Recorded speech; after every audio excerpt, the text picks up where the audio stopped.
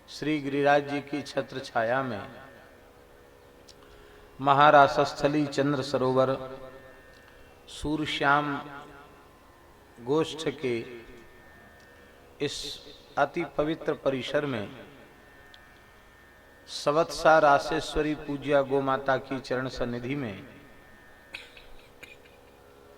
क्रमिक श्रीमद् भागवत के प्रवचन प्रसंग में श्री पृथु जी के मंगलमय चरित्र का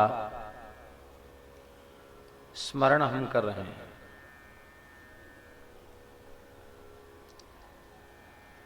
पृथ्वी ने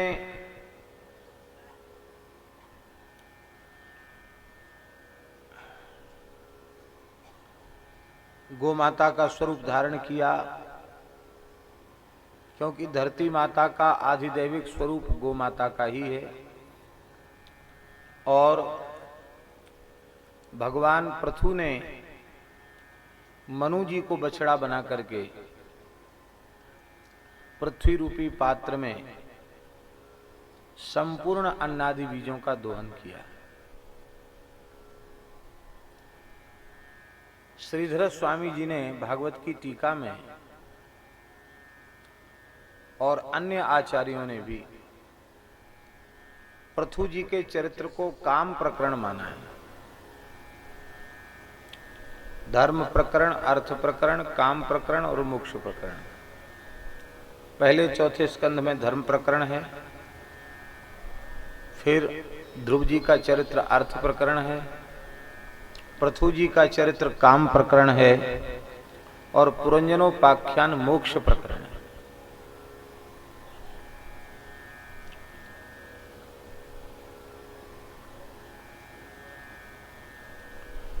काम प्रकरण का अर्थ है ये पुरुषार्थ चतुष्टय का निरूपण है। मनुष्य के जीवन में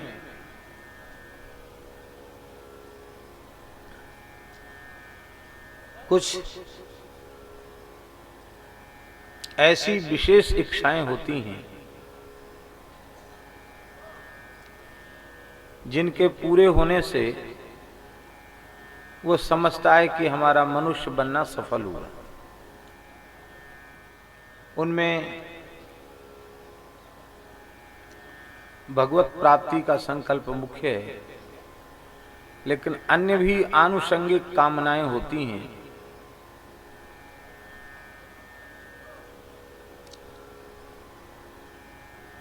अब जैसे भूखे मनुष्य को अन्न खाने की इच्छा होती कि नहीं, प्यासे मनुष्य को जल पीने की इच्छा होती कि नहीं, प्रकाश में रहने की इच्छा होती है कि नहीं, हमें ज्ञान प्राप्त हो यह इच्छा होती है कि नहीं। यदि गृहस्थ व्यक्ति है तो उसे सुपुत्र हो यह इच्छा होती है कि नहीं। पुत्री है तो अच्छा वर मिले यह इच्छा होती है कि नहीं। और अच्छी पुत्र के लिए अच्छी बहू मिले, जो कुल परंपरा ठीक ठाक चलती रहे, गौ सेवा, संत सेवा, ठाकुर सेवा चलती रहे, ये इच्छा होती है कि नहीं। तो कुछ इच्छाएं ऐसी हैं गृहस्थ जीवन में जो उसके सफल गृहस्थ के लिए अनिवार्य है। वे इच्छाएं खराब नहीं, ठीक है, वे निंद्य नहीं है, निंदा के योग्य नहीं है। वे निंदा के योग्य तब होंगी जब जिसके लिए भगवान ने मनुष्य बनाई वो इच्छा न हो और इच्छाएं हो तो वो निंद्य है। भगवान ने मनुष्य को केवल अपने लिए बनाया है।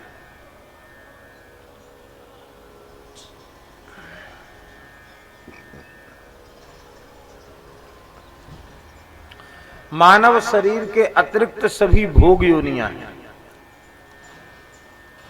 केवल मानव शरीर ऐसा है जिसको प्राप्त करके मनुष्य मोक्ष प्राप्त कर सकता है, संसार के चक्र से, संस्कृति के चक्र से छूट सकता है।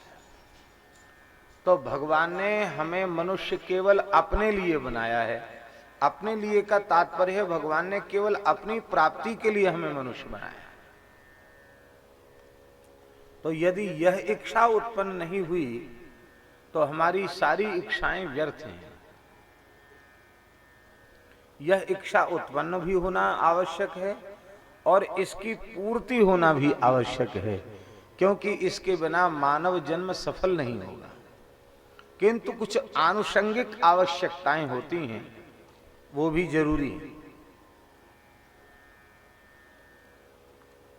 अब कबीरदास जी महाराज बड़े निष्काम संत हैं, लेकिन वे भी सलाह देते हैं कि भाई और ज्यादा इच्छा मत करो, इतना तो करो कि साईं इतना दीजिए, जामे कुटुंब समाए, मैं भी भूखा ना रहूं और साधु न भूखा जाए।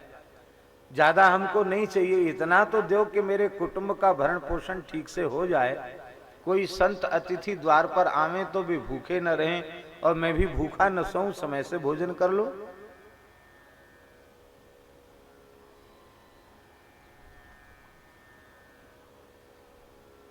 पृथु जी का चरित्र काम प्रकरण क्यों है? वह इसलिए है कि पृथु जी प्रजा की इच्छाओं को पूर्ण कर रहे हैं, कामनाओं को पूर्ण कर रहे हैं, फिर स्वयं राजधर्म का अनुष्ठान करके, यज्ञादि का अनुष्ठान करके अपने चरित्र के माध्यम से प्रजा को यह शिक्षा दे रहे हैं कि परमात्मा ने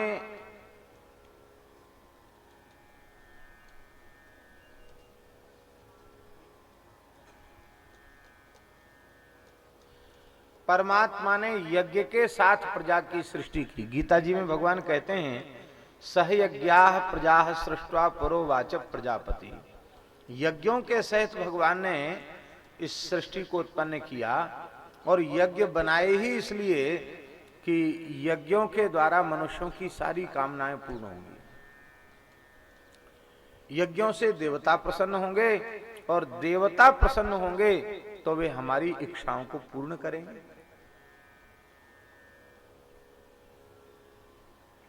ते देवा भावयन्तु वह। पृथु जी वेदादि शास्त्रों में कहे गए सभी यज्ञों का विधि पूर्वक अनुष्ठान करते हैं और 100 अश्वमेध यज्ञ भी करते हैं, निष्काम भाव से करते हैं। फिर मानव जन्म का फल मोक्ष की प्राप्ति है, ये कामना भी होनी चाहिए। तो स्वयं परमात्मा है, उनको मोक्ष की क्या आवश्यकता, वो तो स्वयं मोक्ष दाता है। किंतु सनत कुमार जी से सत्संग करके निवृत्ति के पथ को स्वीकार करके कैसे मोक्ष मार्ग का पथिक होना चाहिए, वह भी अपने चरित्र के माध्यम से व्यक्त करते हैं। और एक सबसे महत्वपूर्ण बात यह है पृथु चरित्र की कि धरती माता ने गाय का स्वरूप धारण किया और गो माता से सब कुछ प्राप्त किया जा रहा है। इसलिए गो भक्ति का, गो उपासना का, गो महिमा का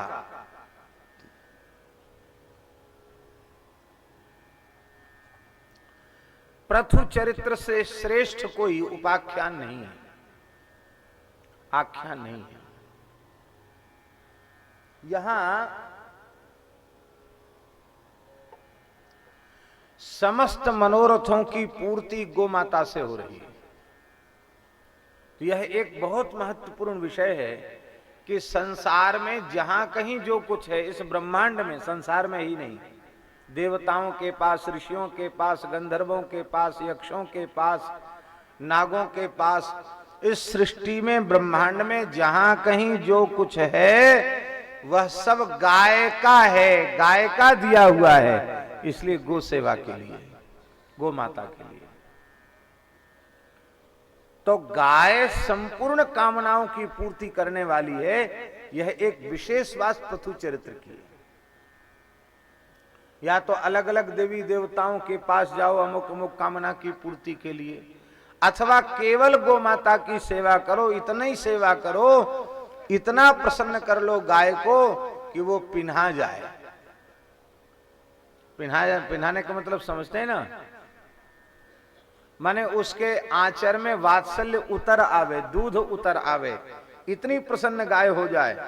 तो ये गाय यही साक्षात कामधेनु है, सारी इच्छाओं को गोमाता पूर्ण करने वाली।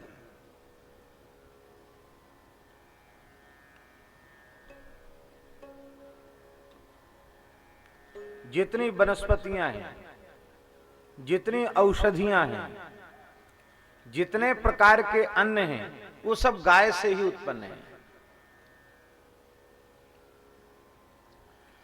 यह एक बड़ी ऊंची और बड़ी विलक्षण बात है।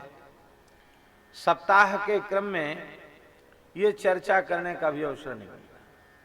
खाली इतना कह के हम लोग आगे बढ़ जाते हैं कि गैयान धरती माता ने गाय का रूप धारण किया और सभी पदार्थों को श्री पृथु जी ने प्राप्त किया, इतना कह के आगे बढ़ जाते हैं। कहां फुर्सत रहती है। पर आज गाय से क्या क्या हमें मिलता है। गाय ही कामधेनु है, यही धरती माता पृथ्वी माता है, और सब कुछ इसी से प्राप्त हुआ है। क्या क्या इससे हमको प्राप्त होता है, इसकी चर्चा करने का श्री गिरिराज जी की कृपा से आज सौभाग्य प्राप्त हुआ है। श्री सुखदेव जी वर्णन कर रहे हैं,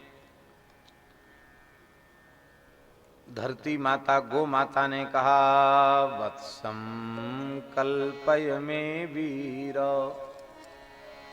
ये नाहम वत्सला तव, दोक्षे क्षीरमयान कामान, अनुरूपम च दोहनम। हे भगवन, हे वीर, वत्सम कल्पय, पहले तो मेरे लिए बछड़ा लाओ। बछड़े के बिना दूध नहीं दूंगी,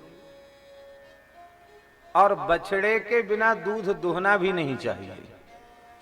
इसलिए हमारे शास्त्रों में मृतवत्सा का दूध पीना निषिद्ध है। मृतवत्सा जानते हैं ना, जिस गाय का बछड़ा मर गया हो, बछड़ा या बछिया मर गई हो, तो फिर उसका दूध नहीं पीना चाहिए। न ठाकुर जी को भोग धराना चाहिए, न लेना चाहिए। आप लोग कहेंगे गाय बिगड़ जाएगी, बहुत दूध वाली गाय है तो बिगड़ जाएगी, दोहोगे नहीं तो दूध गाय बिगड़ जाएगी। उसका तरीका यह है कि गाय को दोह करके उसका दूध दलिया आदि में मिश्रित करके उसी को खिला पिला देना चाहिए, क्योंकि उस दूध में वात्सल्य नहीं होता है। वह रोग और शोक को देने वाला है और धर्म की दृष्टि से ठीक नहीं है। और उससे दो लाभ होते हैं। एक लाभ तो यह होता है कि गाय का दूध दलिया आदि के साथ, दाने अथवा बांट के साथ उसमें मिलकर के गाय को विशेष पौष्टिकता देता है। गाय में दूध की मात्रा बढ़ती है, और फिर जब गाय पुष्ट होती है तो पुनः वह गर्भधारण करने के योग्य हो जाती है, फिर गर्भिणी हो जाती है। फिर गर्भिणी होने के बाद तो फिर दोहने की आवश्यकता है नहीं। तो इस प्रकार से बछड़े के बिना गाय का दोहना ठीक नहीं है। अब क्या कहें, डेयरी उद्योग की जो भारतवर्ष में स्थिति है, वो पाश्चात्य सभ्यता का एक प्रकार से अनुकरण मात्र है, और उस अनुकरण में धर्म दृष्टि न होने के कारण डेयरी उद्योग, हम क्या कहें, कैसे कहें, किन शब्दों कहें, डेयरी उद्योग एक प्रकार से गाय के मांस को बेचने की कंपनियां हैं। आप लोग कहेंगे कैसे, हम इसके प्रमाण दे सकते हैं महाराज। डेयरी वाले सब्सिडी भी देते हैं, गाय पलवाते हैं, और जैसे ही उसकी में दूध की मात्रा कम होती है डेयरी वालों के तो काम की नहीं, फिर वो पालने वाला भी उसको रखता नहीं, तो डेयरी वाले ही उसको खरीद लेते हैं और डेयरी वाले खरीद कर फिर बेचते हैं। और जो उनके दूध के योग्य नहीं रही, फिर उन्होंने उसे बहुत सस्ती कीमत पर खरीदा और अधिक कीमत देकर बेचा, तो किसको बेचा और वो कहां गई, उसको वाणी से कहने की जरूरत नहीं है, वे बधशाला में ही जाती हैं। और ये परंपरा यहां की नहीं है, ये विदेश की परंपरा है।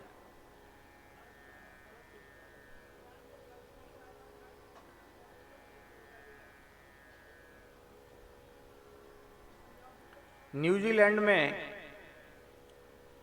भारतीय गिर नस्ल की गायों की नस्ल को खूब उन्नत बनाया गया है और उसे सुरक्षित किया गया है।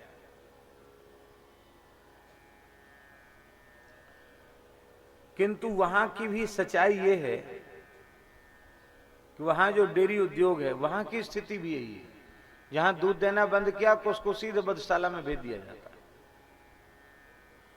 क्योंकि गाय के प्रति धार्मिक दृष्टि उनकी है ही नहीं।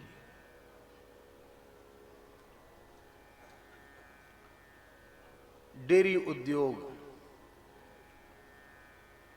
अच्छा, एक और विशेष बात है, डेयरी वाले लोगों से जुड़े हुए लोग वो तो नवजात बछड़ा बछियों को बेच देते हैं, वो बहुत महंगे बिकते हैं। बछिया रख लेते, बछड़ों को तो बेच ही देते हैं और इंजेक्शन लगा करके गाय को धो लेते हैं।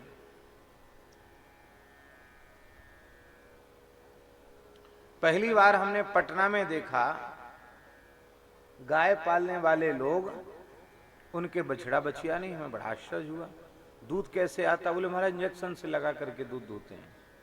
बछड़ा तो महीना, 1.5 महीना, 2 महीने के बाद बेच दिया जाता है, अथवा उसको इतना कम दूध दिया जाता है कि वो मर जाए।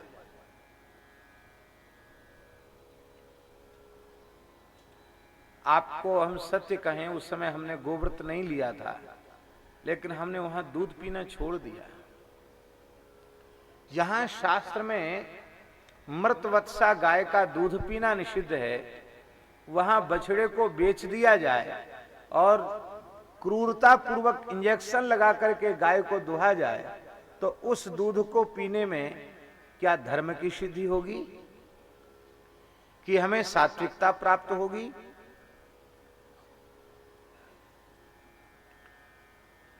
ठीक है, आज अर्थ प्रधान युग है और हर चीज को आंकने का तरीका अर्थ हो गया। हर चीज को आर्थिक दृष्टि से लोग पहले देखते हैं।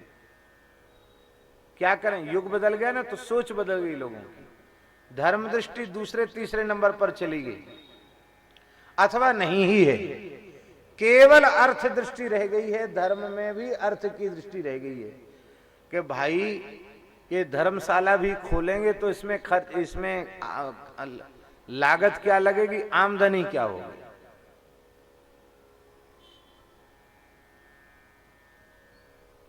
एक बात कहने में तो हमको संकोच भी लगता और हंसी भी आती है। ये जो कथा आदि के आयोजन है ना, ये भी कई बार इस प्रकार के हो गए हैं युग धर्म के प्रभाव से कि जैसे कोई बड़ा व्यापारी बहुत बड़ा विज्ञापन करके एक लागत लगा करके किसी काम को आरंभ करता है, फिर उसके अनुरूप उसको मुनाफा होता है। कई बार ये भी उसी स्थिति में हो गया।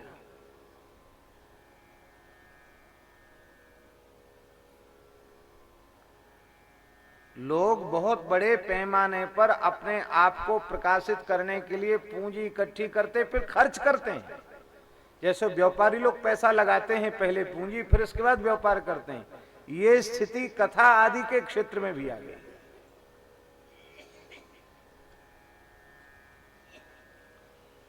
महाभारत में स्पष्ट लिखा है, जिस धर्म के भीतर लोभ प्रविष्ट है उस धर्म को अधर्म ही मानना चाहिए।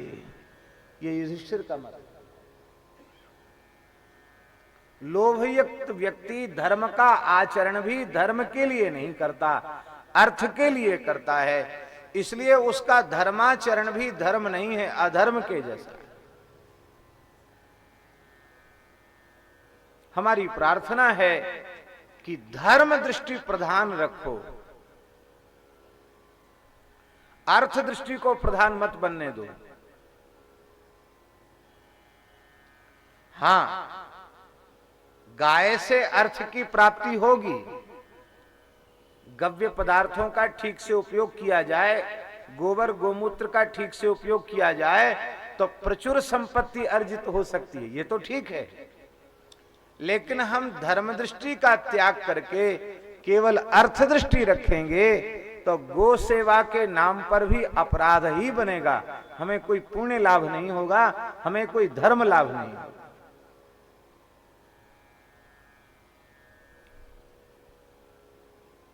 आज जिनके चित्त में धर्म का बहुत अधिक स्थान नहीं है, वो लोग कहते हैं अरे ये दूध नहीं देती है गाय, इनको इकट्ठी करना, सड़क पे घूमती हुई गाय, इतना पैसा खर्च करना किसी काम की नहीं, इसका क्या मतलब है? पढ़े लिखे लोग ऐसा बोलते हैं। बढ़िया दूध वाली गाय खरीदिए, दूध बेचिए, यूं कीजिए त्यों कीजिए। चलो एक अंश में उनकी बात हम मानते हैं, तो ये दूध देने वाली गाय भी तो कभी न कभी उसी स्थिति में पहुंचेंगी, तब वे क्या कहेंगे? तब वे कहेंगे ये भी बेकार हो गई, इनको भी हटाओ। तो वे कहां जाएंगी?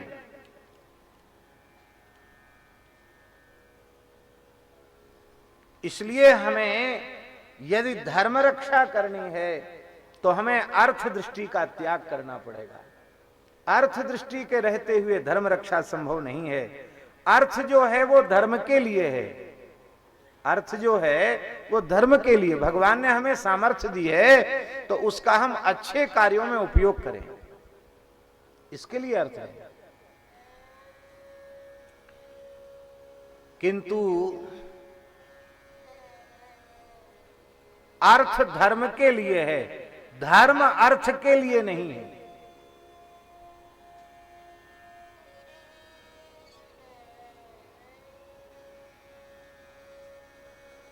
धर्म जो है वो अर्थ के लिए नहीं, धर्म तो मोक्ष के लिए है, धर्म तो भगवान की प्राप्ति के लिए है, धर्म तो भगवान को प्रसन्न करने के लिए है, धर्म तो संस्कृति के चक्र से छूटने के लिए है, अर्थ धर्म के कार्यों में उपयोग करने के लिए है।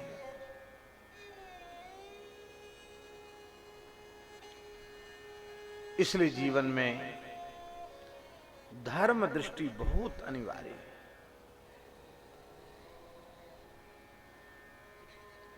प्रत्येक चीज में धर्म दृष्टि, अर्थ घुसा नहीं कि धर्म नष्ट हो जाए। कोई बढ़िया से बढ़िया काम देख लो, अर्थ की प्रधानता जहां घुस जाएगी वहां धर्म नहीं रहेगा।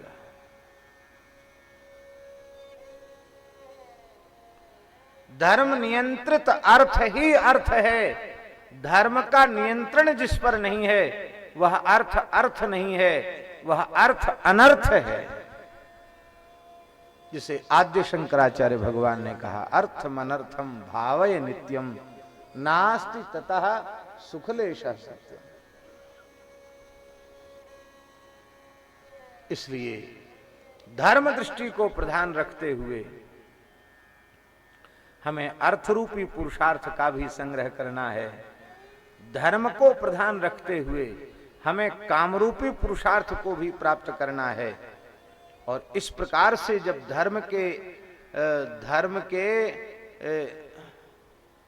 के नियंत्रण में जो अर्थ और काम है, धर्म नियंत्रित जो अर्थ और काम है, उनका हम उपभोग करेंगे तो वह अर्थ और काम हमारे विनाश का कारण नहीं बनेगा, वो भी हमारे मोक्ष में उपयोगी हो जाएगा।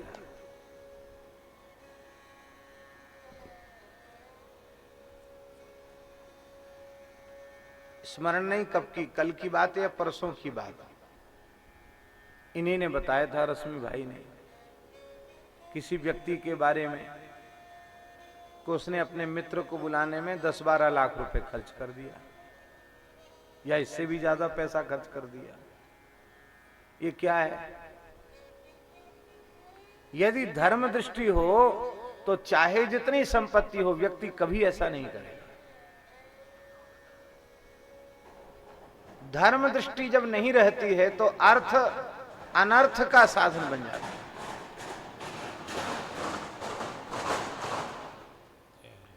गाय के प्रति भी हमें गाय से अर्थ प्राप्त करना है। अर्थव्यवस्था का मेरुदंड गाय है, विशेषकर भारतीय अर्थव्यवस्था का, क्योंकि भारतीय अर्थव्यवस्था कृषि आधारित है।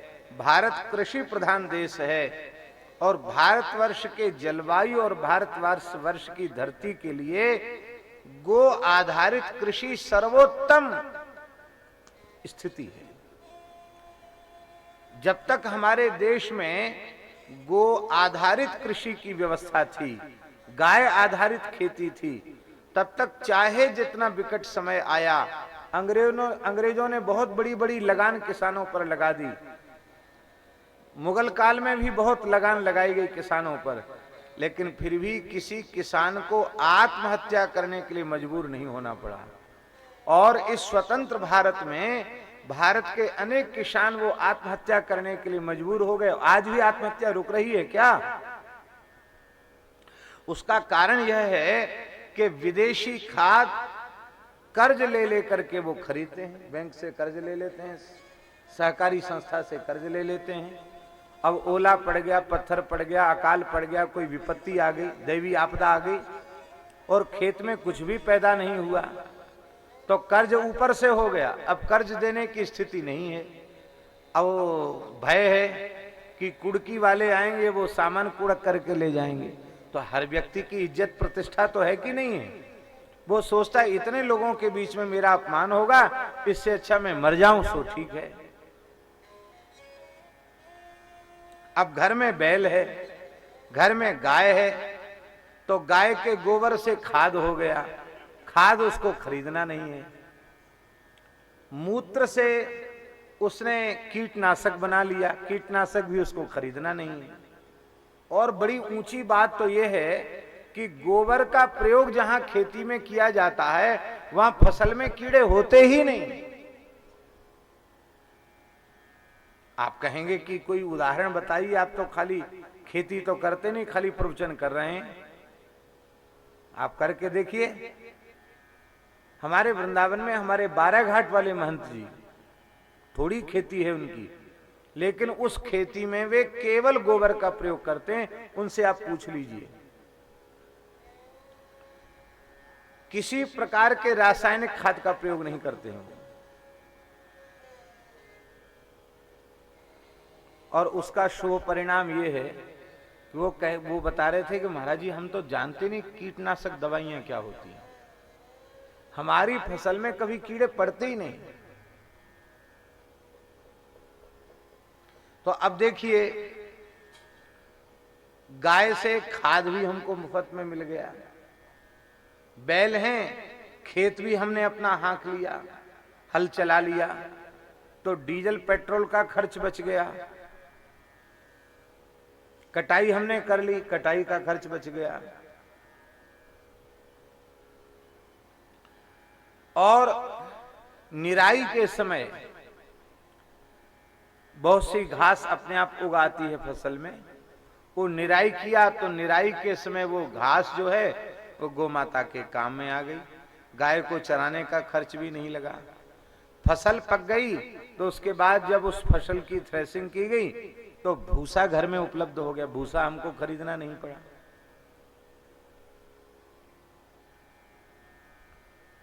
बिना लागत के खेती थी, केवल श्रम से।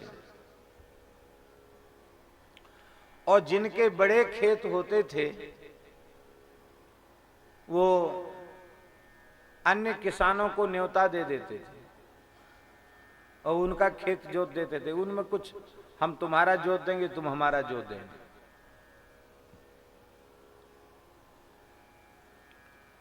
गांव में हमने देखा कि गांव के पंडित जी का खेत जुतना है। अब पंडित जी का खेत ज्यादा, तो उन्होंने अपने जजमानों से कहा, महाराज आपका खेत पहले जुतेगा, हम लोगों का खेत पीछे जुतेगा।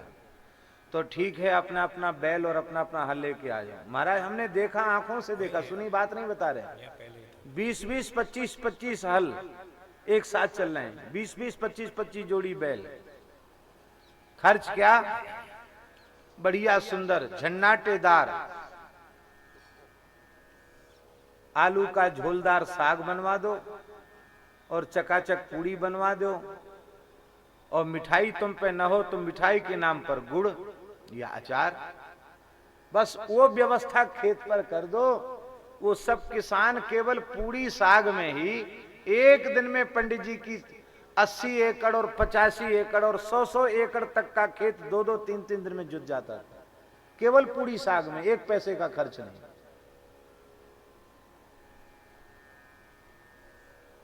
आंखों से देखो। इसलिए यदि भारतवर्ष में कृषि व्यवस्था को संभालना है, यहां की आर्थिक व्यवस्था को सुदृढ़ बनाना है, आर्थिक रूप से देश को स्वावलंबी बनाना है और भारतवर्ष को इतना समृद्ध बनाना है कि उसे किसी का कर्जदार न बनना पड़े, तो हमें भारतवर्ष में गोरक्षा करनी ही पड़ेगी, गो संवर्धन करना ही पड़ेगा। उसके बिना दूसरी कोई गति नहीं है। उसके बिना हमारी कृषि व्यवस्था नहीं सुधर सकती, हमारी व्यापार व्यवस्था नहीं सुधर सकती।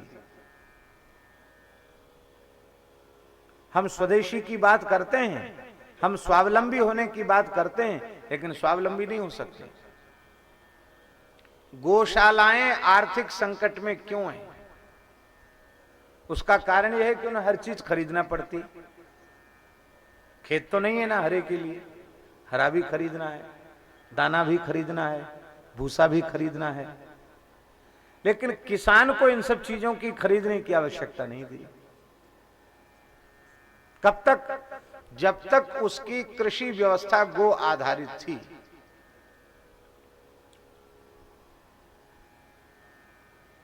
आपको सुनकर आश्चर्य होगा, किसान लोग स्वयं घी कम खाते थे, बैलों को घी पिलाते थे, बैलों को तेल पिलाते थे। हमारा बैल खूब पुष्ट रहना चाहिए, तब बढ़िया खेती करेगा। तो अर्थ दृष्टि हमें प्रधान रूप से नहीं रखनी है, कुल हमारे कहने का तात्पर्य यही है। धर्म दृष्टि प्रधान रखनी है, और धर्म के नियंत्रण में हम अर्थ की दृष्टि भी रखें, वह अनुचित नहीं है। धर्म नियंत्रित अर्थ दृष्टि हो, ये अच्छी बात है, कोई खराब नहीं, इसमें कोई अनुचित नहीं। तो गाय कामधेनु है, धरती माता है, भूदेवी है, और समस्त कामनाओं को, इच्छाओं को पूर्ण करने वाली। तो महाराज जी, पृथु जी ये स्पष्ट करके दिखा रहे हैं कि सारी चीजें गाय से प्रकट हैं और गाय सब कुछ देने में समर्थ है। सारी कामनाओं की पूर्ति गो सेवा से हो सकती है, अलग से कहीं जाने की आवश्यकता नहीं। तो बछड़ा लाओ और बर्तन लाओ, 2 चीजें जरूरी हैं। बछड़ा लाओ और बर्तन लाओ तो मैं दूध दूंगी, और भगवान आपको औषधि और अन्य सब कुछ प्राप्त हो जाएगा। और मैं समतल नहीं हूं, मुझे समतल बना दीजिए। क्यों समतल बना दीजिए? बोले समतल हुए बिना मैं कृषि के योग्य नहीं बनूंगी, एक बात। और कृषि के बिना अर्थव्यवस्था सुदृढ़ नहीं होगी। कृषि के द्वारा ही तो अर्थव्यवस्था सुदृढ़ होगी। इसलिए कृषि के लिए समतल भूमि की आवश्यकता है। दूसरा कारण गौ माता ने बताया कि धरती समतल नहीं होगी तो वर्षा का जल व्यर्थ चला जाएगा। बह करके चला जाएगा। पहाड़ों में इतना पानी बरसता है और बरसा हुआ पानी सब नदियों में जाता है और बाढ़ के माध्यम से सब समुद्र में चला जाता है। हम उस जल का ठीक ठीक उपयोग नहीं कर पाते। और भूमि समतल होती है तो उसमें जल जब बरसता है तो बहुत गहरे तक पानी जाता है।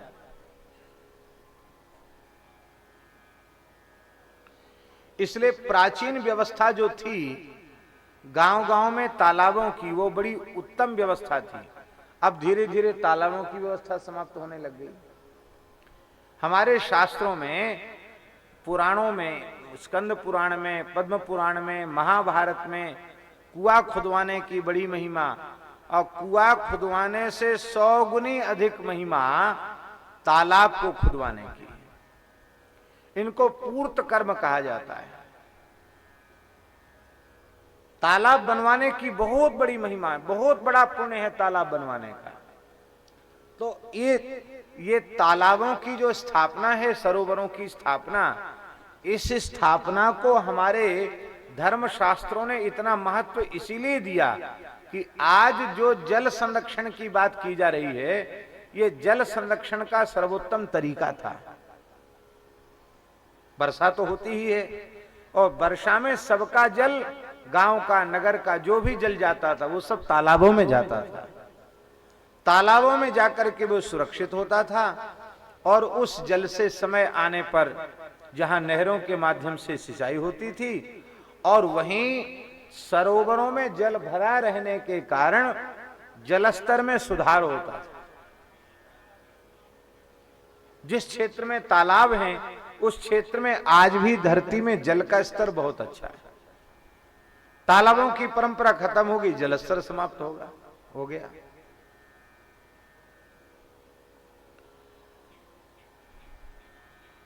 कितना युक्त कितना तर्क संगत सनातन धर्म का विधान है, कितनी बढ़िया उसकी नियमावली है।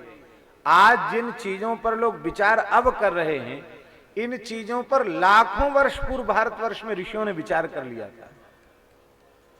पर आज जो समस्या आई वो आई ही इसलिए कि हमने ऋषियों की विचारधारा को ठुकरा दिया।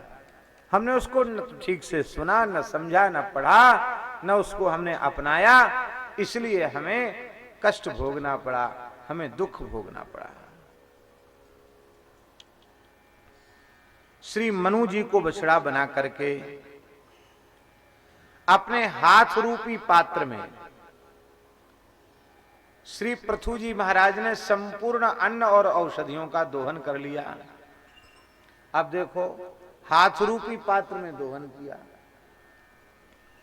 किसान अन्न बोता है तो कैसे बोता है? अब तो मशीन चल गई, हमने सुना अन्न बोने की। नहीं, कैसे बोता? ऐसे खोही बना के अन्न भर लेता बीज और ऐसे बोता, ऐसे अन्न छींटता। अथवा हल के पीछे वो पुंगी बनी रहती, उसमें डाल करके ऐसे ऐसे अन्न पीछे से बोता। बीज बोने की यही परंपरा रही है। तो हाथ से ही किसान खेती करता है, अन्न आदि बोता है, औषधियों को बोता है। तो इसलिए हाथ रूपी पात्र में श्री पृथु जी महाराज ने गौ स्वरूपणी पृथ्वी माता से संपूर्ण अन्न और संपूर्ण औषधियों का दोहन कर लिया।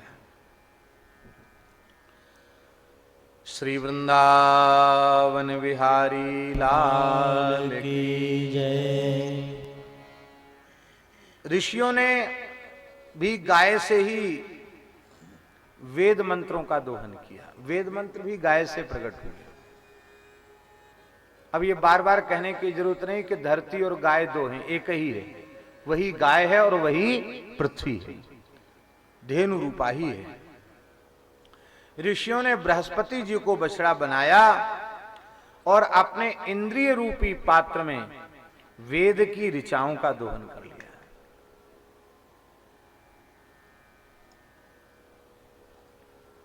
गो सेवा से वेद के ज्ञान की प्राप्ति, ब्रह्म विद्या की प्राप्ति।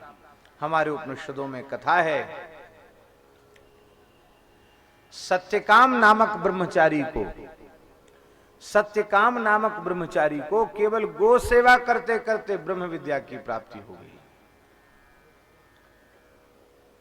वेदांत वेद्य तत्व की प्राप्ति हो गई। देवराज इंद्र को बछड़ा बनाकर के देवताओं ने स्वर्ण के पात्र में अमृत का दोहन कर लिया। ये जो अमृत है ना स्वर्ग का, ये अमृत भी गोमाता से ही प्रकट हुआ है।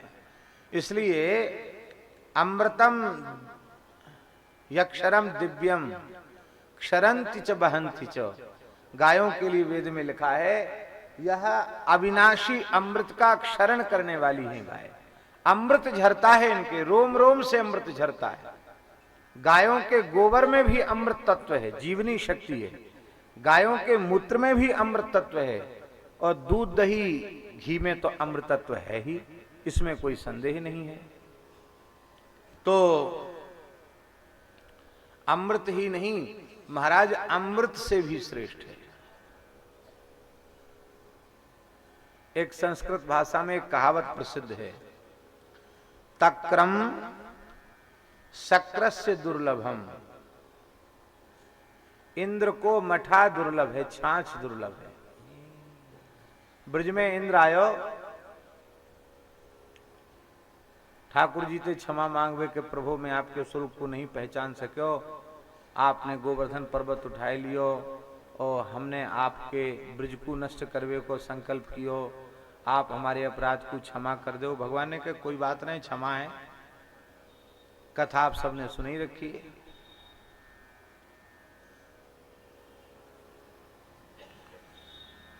तो इंद्र की स्तुति से जब ठाकुर जी प्रसन्न है गए, बातचीत कर ली इंद्र से, तब इंद्र का साहस कुछ बढ़ गया। इंद्र ने देखा कि ठाकुर जी ने, गोपाल जी ने अपने पीतांबर से कुछ छिपाए के रख रखा, अपने पीतांबर से कुछ ढक रखा था। तो इंद्र ने हाथ जोड़ के पूछी कि जय जय प्रभु, आप अनुचित न माने तो मैं पूछना जानना चाहता हूं कि यह कौन सी वस्तु है कमोरी में जिसको आपने इतने यत्न पूर्वक, इतने आदर पूर्वक पीतांबर से ढक करके छिपा करके रखा है, ढांक करके रखा है, ये क्या है?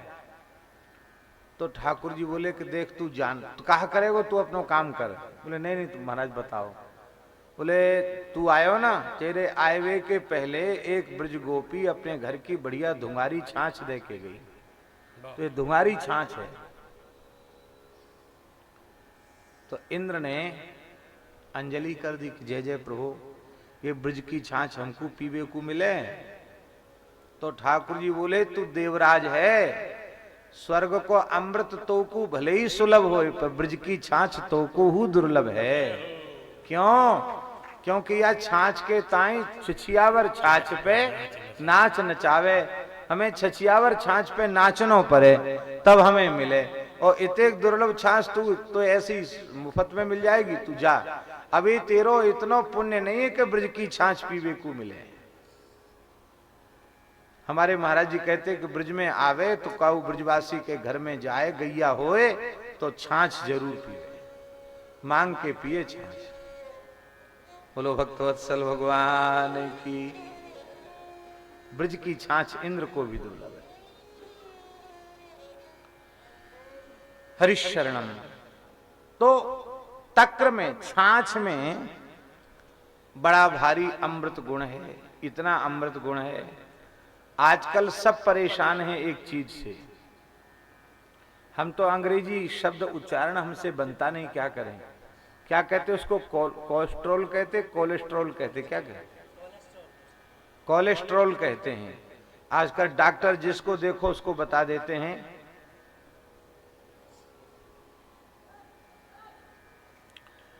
आजकल डॉक्टर जिसको देखो उसको बता देते हैं कि तुमको कोलेस्ट्रॉल बढ़ गया, यूं हो गया, त्यों हो गया, और फिर महाराज परेशान, वो तमाम तरह की चिंता पैदा कर देते। कोलेस्ट्रॉल बढ़ गया तो क्या मत खाओ, क्या मत पियो, चिकनी मत खाओ, दूध मत पियो, घी मत खाओ, जाने क्या क्या करते हैं। खुद भी नहीं खाते हैं, दूसरों को भी खाने नहीं देते।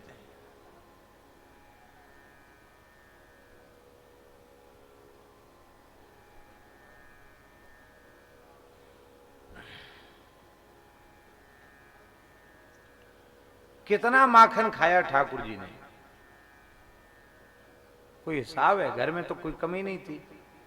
और चोरी करके भी खूब खाया। चोरी करके न खाते तो माखन चोर नाम क्यों पड़ता? और मीठा खूब खाया। एक कथा प्रसिद्ध है कि गोसाई श्री विठलनाथ जी ने नवनीत प्रिय जी को सुंदर सीरा का भोग धराया, पतला सीरा हलवा। तो सुनते तो ऐसा है, जो हमने सुना है गुरुजनों से, कि 100 ग्राम आटे का सीरा बनाया और उसमें 1.25 सेर खांड छोड़ी। कितनी? 1.25 सेर। वो पतला बढ़िया, खूब चकाचक घी छोड़ा, 1.25 सेर खांड छोड़ी, मेवा छोड़ा और पतला पीने योग्य सुंदर सीरा पतला बनाया। और जब वो ठंडा कुछ हो गया, भोग लगने योग्य हो गया, तो सुंदर भोग धराया गोसाई जी ने। और ठाकुर जी से पूछा कि जय जय लाल जी, ठीक तो है? तो ठाकुर जी ने कहा, गोसाई जी वैसे बनाया तो आपने बहुत अच्छा, सामग्री बहुत अच्छी बनाई, पर इसमें थोड़ा मीठा कम रह गया। बोलो वृंदावन बिहारी। तो बल्लभ कुल में एक वो पूड़ी बनती है, उसको क्या कहते हैं, वो ऊपर से बूरा, उसमें बूरा की परत रहती है ऊपर में, क्या कहते हैं उसको? पूरन पूरी। ठोर। हाँ ठीक है, ठोर। तो फिर ठोर धराए भोग में, तो ठाकुर जी ने ठोर को डुबा डुबा के उसमें पाए। बोले हाँ अब ठीक। तो इतना मीठा खाते, उनको कोई शुगर भी नहीं है, उनको कोई कोलेस्ट्रॉल भी नहीं है, और महाराज चिकना खूब खाते हैं, मीठा खूब खाते हैं, क्यों नहीं? अब वो भगवान है, ये बात तो अभी हम चर्चा नहीं कर रहे, उसमें हमें कोई अविश्वास थोड़ी है। लेकिन ठाकुर जी खूब छाछ पीते हैं। यदि बढ़िया भारतीय देशी गाय का छाछ नित्य पिया जाए तो कभी कोलेस्ट्रॉल नहीं बढ़ेगा। गुजरात की एक परंपरा बहुत अच्छी है, भोजन के बाद छाछ पीने की, बहुत अच्छी परंपरा है। भोजन में छाछ जरूर पीते हैं। प्रातःकाल बाल भोग में भारतीय देशी गाय के ताजे दही का सेवन करें। मध्याह्न काल के भोजन में तपाया हुआ सुंदर ताजा गाय का घृत ले, और भोजन के अंत में जल न पी करके छाछ पिए। और शाम के भोजन के बाद, ब्यारू के बाद 1 घंटे बाद भारतीय देशी गाय का दूध पिए। केवल इतना काम कोई ठीक समय से करे, नियम से करे, तो उसके शरीर में कभी कोई रोग नहीं होगा, बीमारी नहीं होगी, वो 100 वर्ष तक स्वस्थ जी सकेगा।